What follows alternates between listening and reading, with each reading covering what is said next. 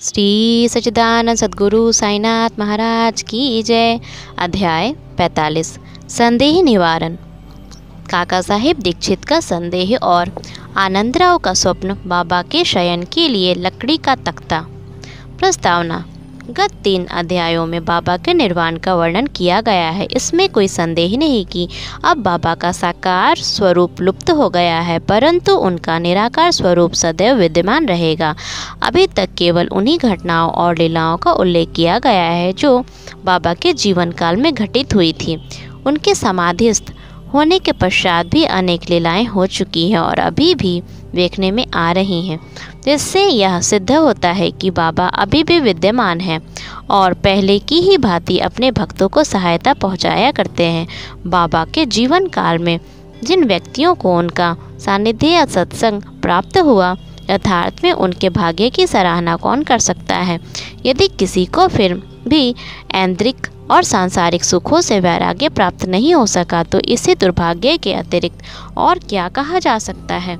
जो उस समय आचरण में लाया जाना चाहिए था और अभी भी लाया जाना चाहिए, वह है अनन्य भाव से बाबा के पूजन और सेवा की ओर मन लगाना चाहिए। कृत्रिम पूजन से क्या लाभ। यदि पूजन या ध्यान आदि करने की अभिलाषा है तो वह शुद्ध मन और अंतःकरण से होना चाहिए। जिस प्रकार पतिव्रता स्त्री का विशुद्ध प्रेम अपने पति पर होता है, इसी प्रेम की उपमा कभी कभी लोग शिष्य और गुरु के प्रेम से भी दिया करते हैं, परंतु फिर भी शिष्य और गुरु प्रेम के समक्ष पतिव्रता का प्रेम फीका है और उसकी कोई समानता नहीं की जा सकती। माता पिता, भाई या अन्य संबंधी जीवन का ध्येय प्राप्त करने में कोई सहायता नहीं पहुंचा सकते। इसके लिए हमें स्वयं अपना मार्ग अन्वेषण कर आत्मानुभूति के पथ पर अग्रसर होना पड़ता है। नित्य और अनित्य में विवेक, इहलौकिक तथा पारलौकिक सुखों का त्याग, इंद्रिय निग्रह और केवल मोक्ष की धारणा रखते हुए अग्रसर होना पड़ता है। दूसरों पर निर्भर रहने के बदले हमें आत्मविश्वास बढ़ाना उचित है। जब हम इस प्रकार विवेक बुद्धि से कार्य करने का अभ्यास करेंगे तो हमें अनुभव होगा कि यह संसार नाशवान और मिथ्या है। इस प्रकार की धारणा से सांसारिक पदार्थों से हमारी आसक्ति उत्तरोत्तर घटती जाएगी और अंत में हमें उनसे वैराग्य उत्पन्न हो जाएगा। तब कहीं आगे चलकर यह रहस्य प्रकट होगा कि ब्रह्म हमारे गुरु के अतिरिक्त कोई दूसरा नहीं है, वरन यथार्थ में वे ही परमात्मा है। और यह रहस्य उद्घाटन होता है कि यह दृश्यमान जगत उनका ही प्रतिबिंब है। अतः इस प्रकार हम सभी प्राणियों में उनके ही रूप का दर्शन कर उनका पूजन करना प्रारंभ कर देते हैं और यही समत्य भाव दृश्यमान जगत से विरक्ति प्राप्त कराने वाला मूल मंत्र है। इस प्रकार जब हम ब्रह्म या गुरु की अनन्य भाव से भक्ति करेंगे तो हमें उनसे अभिन्नता की प्राप्ति होगी और आत्मानुभूति की प्राप्ति सहज हो जाएगी। संक्षेप में यह कि सदैव गुरु का कीर्तन और उनका ध्यान करना ही हमें सर्वभूतों में भगवत दर्शन करने की योग्यता प्रदान करता है और इसी से परमानंद की प्राप्ति होती है। निम्नलिखित कथा इस तथ्य का प्रमाण है। काका साहेब का संदेह तथा आनंदराव का स्वप्न। यह तो सर्वविदित ही है कि बाबा ने काका साहेब दीक्षित को श्री एकनाथ महाराज के 2 ग्रंथ श्रीमद्भागवत और भावार्थ रामायण का नित्य पठन करने की आज्ञा दी थी। काका साहेब दीक्षित इन ग्रंथों का नियम पूर्वक पठन बाबा के समय से करते आए हैं और बाबा के समाधिस्थ होने के उपरांत अभी भी वे उसी प्रकार अध्ययन कर रहे हैं। एक समय चौपाटी में काका साहेब प्रातःकाल एकनाथी भागवत का पाठ कर रहे थे। माधवराव देशपांडे और काका महाजनी भी उस समय वहां उपस्थित थे तथा ये दोनों ध्यानपूर्वक पाठ श्रवण कर रहे थे। उस समय 11वें स्कंद के 2य अध्याय का वाचन चल रहा था, जिसमें नवनाथ अर्थात ऋषभ वंश के सिद्ध यानी कवि हरि, अंतरिक्ष प्रबुद्ध, पिप्पलायन, अविर्होत्र, द्रुमिल, चमस और करभाजन का वर्णन है, जिन्होंने भागवत धर्म की महिमा राजा जनक को समझाई थी। राजा जनक ने इन नवनाथों से बहुत महत्वपूर्ण प्रश्न पूछे और इन सभी ने उनकी शंकाओं का बड़ा संतोषजनक समाधान किया था। अर्थात कवि ने भागवत धर्म, हरि ने भक्ति की विशेषताएं, अंतरिक्ष ने माया क्या है, प्रबुद्ध ने माया से मुक्त होने की विधि, पिपलायन ने परब्रह्म के स्वरूप, आविर्होत्र ने कर्म के स्वरूप, द्रुमिल ने परमात्मा के अवतार और उसके कार्य, चमस ने नास्तिक के मृत्यु के पश्चात की गति एवं करभाजन ने कली काल में भक्ति के पद्धतियों का यथाविधि वर्णन किया। इन सब का अर्थ यही था कि कलयुग में मोक्ष प्राप्त करने का एकमात्र साधन केवल हरि कीर्तन या गुरु चरणों का चिंतन ही है। पठन समाप्त होने पर काका साहेब बहुत निराशापूर्ण स्वर में माधवराव और अन्य लोगों से कहने लगे कि नवनाथों की भक्ति पद्धति का क्या कहना है, परंतु उसे आचरण में लाना कितना दुष्कर है। नाथ तो सिद्ध थे, परंतु हमारे समान मूर्खों में इस प्रकार की भक्ति का उत्पन्न होना क्या कभी संभव हो सकता है? अनेक जन्म धारण करने पर भी वैसी भक्ति की प्राप्ति नहीं हो सकती है, तो फिर हमें मोक्ष कैसे प्राप्त हो सकेगा?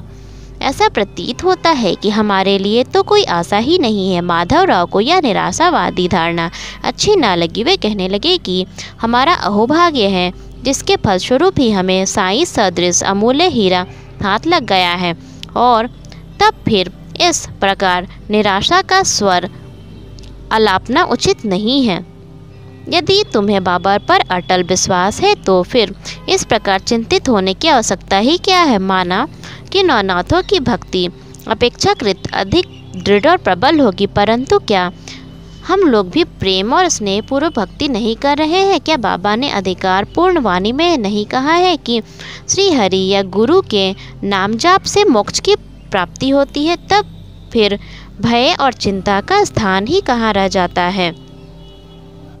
परंतु फिर भी माधवराव के वचनों से काका साहेब का समाधान ना हुआ। वे फिर भी दिन भर व्यग्र और चिंतित ही बने रहे। यह विचार उनके मस्तिष्क में बार बार चक्कर काट रहा था कि किस विधि से नवनाथों के समान भक्ति की प्राप्ति संभव हो सकेगी।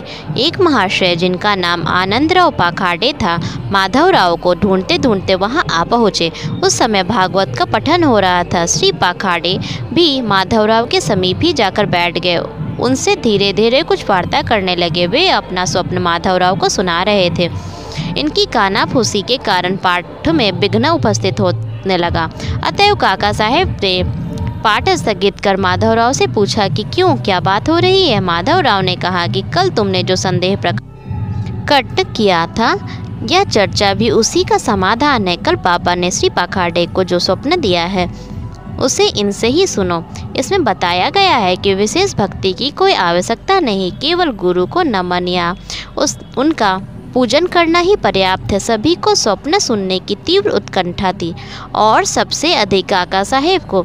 सभी के कहने पर श्री पाखाड़े अपना स्वप्न सुनाने लगे, जो इस प्रकार है। मैंने देखा कि मैं एक अथाह सागर में खड़ा हूँ, पानी मेरी कमर तक है, और अचानक ही जब मैंने ऊपर देखा तो साईं बाबा के श्री दर्शन हुए।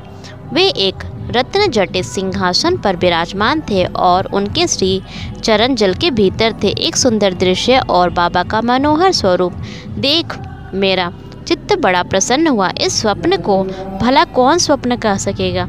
मैंने देखा कि माधवराव भी बाबा के समीप ही खड़े हैं और उन्होंने मुझसे भावपूर्ण शब्दों में कहा कि आनंदराव, बाबा के श्री चरणों पर गिरो। मैंने उत्तर दिया कि मैं भी तो यही करना चाहता हूँ, परंतु उनके श्री चरण तो जल के भीतर है। अब बताओ कि मैं कैसे अपना शीश उनके चरणों पर रखूं? मैं तो निसहाय हूँ।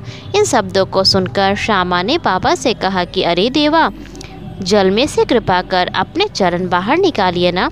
बाबा ने तुरंत चरण बाहर निकाले और मैं तुरंत उनसे लिपट गया। बाबा ने मुझे यह कहते हुए आशीर्वाद दिया कि अब तुम आनंद पूर्वक जाओ, घबराने या चिंता करने की कोई आवश्यकता नहीं, अब तुम्हारा कल्याण होगा। उन्होंने मुझसे यह भी कहा कि एक जरी के किनारों की धोती मेरे श्यामा को दे देना, इससे तुम्हें बहुत लाभ होगा। बाबा की आज्ञा को पूर्ण करने के लिए ही श्री पाखाड़े धोती लाए और काका साहेब से प्रार्थना की कि कृपा कर इसे माधवराव को दे दीजिए, परंतु माधवराव ने उसे लेना स्वीकार नहीं किया। उन्होंने कहा कि जब तक बाबा से मुझे कोई आदेश या अनुमति प्राप्त नहीं होती, ऐसा करने में मैं असमर्थ हूँ। कुछ तर्क वितर्क के पश्चात काका ने दैवी आदेश सूचक पर्चियाँ निकालकर इस बात का निर्णय करने का विचार किया। काका साहेब का यह नियम था कि जब उन्हें कोई संदेह हो जाता तो वे कागज की 2 पर्चियों पर स्वीकार अस्वीकार लिखकर उसमें से एक पर्ची निकालते और जो कुछ उत्तर होता था उसके अनुसार ही कार्य किया करते थे। इसका भी निपटारा करने के लिए उन्होंने उपर्युक्त विधि के अनुसार ही 2 पर्चियाँ लिखकर बाबा के चित्र के समक्ष रखकर एक अबोध बालक को उसमें से एक पर्ची उठाने को कहा। बालक द्वारा उठाई गई पर्ची जब खोलकर देखी गई तो वह स्वीकार सूचक पर्ची ही निकली। तब माधवराव को धोती स्वीकार करनी पड़ी। इस प्रकार आनंदराव और माधवराव संतुष्ट हो गए और काका साहेब का भी संदेह दूर हो गया। इससे हमें यह शिक्षा मिलती है कि हमें अन्य संतों के वचनों का उचित आदर करना चाहिए, परंतु साथ ही साथ यह भी परम आवश्यक है कि हमें अपनी माँ अर्थात गुरु पर पूर्ण विश्वास रखकर उनके आदेशों का अक्षरशः पालन करना चाहिए, क्योंकि अन्य लोगों की अपेक्षा हमारे कल्याण की उन्हें अधिक चिंता है। बाबा के निम्नलिखित वचनों को हृदय पटल पर अंकित कर लो। इस विश्व में असंख्य संत है, परंतु अपना गुरु ही सच्चा पिता है। दूसरे चाहे कितने ही मधुर वचन क्यों ना कहते हों, परंतु अपना गुरु उपदेश कभी नहीं भूलना चाहिए। संक्षेप में सार यही है कि शुद्ध हृदय से अपने गुरु से प्रेम कर उनकी शरण जाओ और उन्हें श्रद्धापूर्वक साष्टांग नमस्कार करो। तभी तुम देखोगे कि तुम्हारे सम्मुख भवसागर का अस्तित्व वैसा ही है जैसा सूर्य के समक्ष अंधेरे का। बाबा के शयन के लिए लकड़ी का तख्ता। बाबा अपने जीवन के पूर्वार्ध में एक लकड़ी के तख्ते पर शयन किया करते थे। वह तख्ता 4 हाथ लंबा और 1 बित्ता चौड़ा था, जिसके चारों कोनों पर 4 मिट्टी के जलते दीपक रखे जाया करते थे। बाद में बाबा ने उसके टुकड़े टुकड़े कर डाले। एक समय बाबा उस पटिये की महत्ता का वर्णन काका साहेब को सुना रहे थे, जिसको सुनकर काका साहेब ने बाबा से कहा कि यदि अभी भी आपको उससे प्रेम स्नेह है तो मैं मस्जिद में एक दूसरी पटिया लटकाए देता हूँ, आप सुखपूर्वक उस पर शयन किया करें। तब बाबा कहने लगे कि अब महासपति को नीचे छोड़कर मैं ऊपर नहीं सोना चाहता। काका साहेब ने कहा कि यदि आज्ञा दे तो मैं एक और तख्ता महासपति के लिए भी टांग दूं। बाबा बोले कि इस पर वे कैसे सो सकते हैं? क्या यह कोई सहज कार्य है? जो उस गुण से संपन्न हो वही ऐसा कार्य कर सकता है। जो खुले नेत्र रखकर निद्रा ले सके वही इसके योग्य है। जब मैं शयन करता हूँ तो बहुधा महासपति को अपने बाजू में बैठाकर उनसे कहता हूँ कि मेरे हृदय पर अपना हाथ रखकर देखते रहो कि कहीं मेरा भगवत जाप बंद ना हो जाए, और यदि मुझे थोड़ा सा भी निद्र देखो तो तुरंत जागृत कर दो।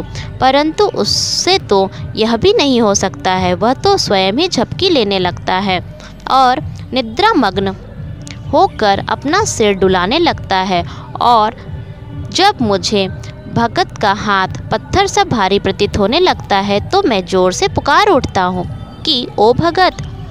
तब कहीं वह घबराकर नेत्र खोलता है। जो पृथ्वी पर अच्छी तरह बैठ और सो नहीं सकता तथा जिसका आसन सिद्ध नहीं है और जो निद्रा का दास है, वह क्या तख्ते पर सो सकेगा?